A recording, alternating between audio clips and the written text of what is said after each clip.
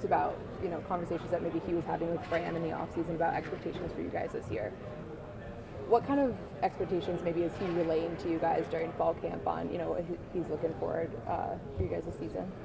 Yeah, I think a lot of it comes down to the linebackers being the leaders of the defense, right? We're kind of the quarterbacks of the defense, so being able to communicate with the D-line and with the back end and really run things, I think we all have a great grasp on the concepts and what we're doing out there, so it's just a matter of communicating, and that's something we've been trying to take a step towards. Coach Wright talked about the depth. He says he feels like there's a lot more depth going into this season than last season. Just what you can say to that respect. Yeah, I definitely agree.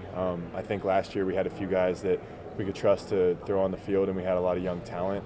But I think now we're just a much more solid group. We have 5 or 6 guys that I know we can put on the field at any time, and I know we can trust to be out there. So I think that's going to help us a lot to keep people fresh, knowing we can bring another guy in who can play. So it'll just help us all play faster. When you look at Ariola as well as Sparrow and Diggs and yourself, guys that were returning, what can you say to the leadership and how that's developing in this linebacker room? Yeah, I think we have great leadership. We all have a lot of respect for each other. We spent so much time together in this offseason, being at the facility pretty much all day. So I think we're super close as a group, and we all just want to go hard because we put in so much time and we know how much it means to us. Thoughts on the facility, that new performance center, and what it offers you? Yeah, it definitely helps a lot.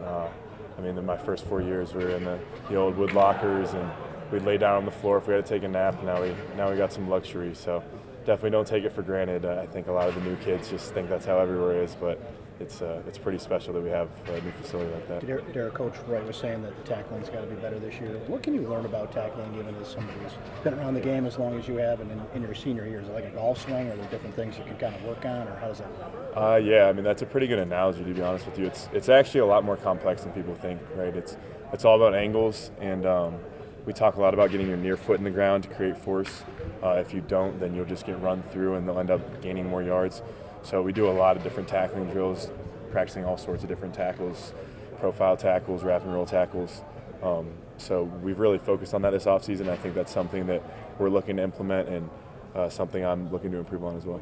Coach was talking about in the offseason looking at NFL teams, players to kind of replicate your game and the room's game after. Was there someone in particular maybe this season that kind of caught your eye and has taught you some new things, whether just watching film or even maybe talking to alumni?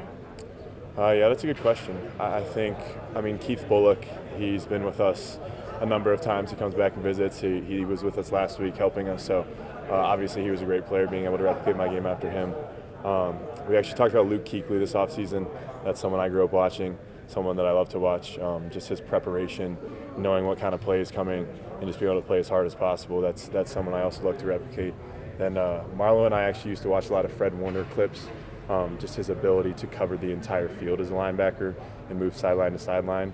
So that's another one.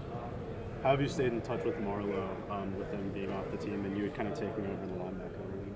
Yeah, I try to talk to him as much as I can. He's pretty bad at answering his phone. JB's a lot better at answering his phone. But I always try to stay in touch. Those are a couple of my great friends. So just knowing how they're doing, and knowing he just played in a game last week, I think, and had a couple tackles. So being able to see him go do that's pretty cool. What do you try to emulate from those guys, both on the field and as a leader in the room? Yeah, I think they kind of paved the path for me. Obviously, work ethic. They both worked extremely hard.